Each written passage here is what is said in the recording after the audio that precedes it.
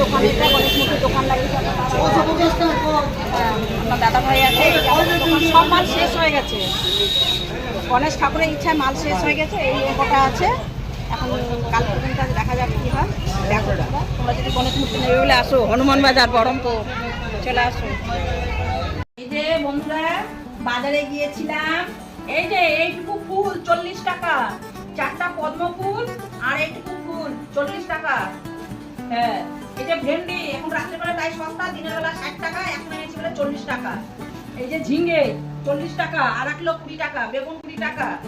আর এই যে কারি পাতা এনেছি, আর মিষ্টি এনেছি, বন্ধুর জন্য লাড্ডু এনেছি, ফুল বেলপাতা সব রেখে এসেছি ঠাকুরের ওইদিকে। আর এই যে বসলাম, আর ভাজি নিয়ে এসলাম, হয়রান হয়ে গেছি, বসে বসে খেলাম। আর কি করবো, খেয়ে দিয়ে যে টান হয়ে এখন এগুলো দেখাচ্ছি। কালকে গণেশ পুজো করবো, তোমরা সবাই গণেশ পুজোয় আসো। Ganapati Bappa Moria, Ganapati Bappa Moria. সবাই আসো গণেশ পুজো প্রসাদ খেতে, গণেশজির লাড্ডু খেতে।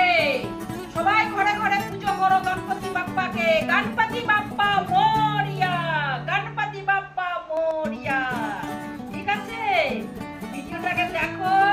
যদি কোনোদিন ভুল ত্রুটি হয়ে যায় তাহলে তোমরা ক্ষমা করো আমাকে, আর আমাকে একটু লাইক সাবস্ক্রাইব করো ভাই। তোমরা সবাই মিশে আমাকে একটু আগে নিয়ে যাওয়ার চেষ্টা করো।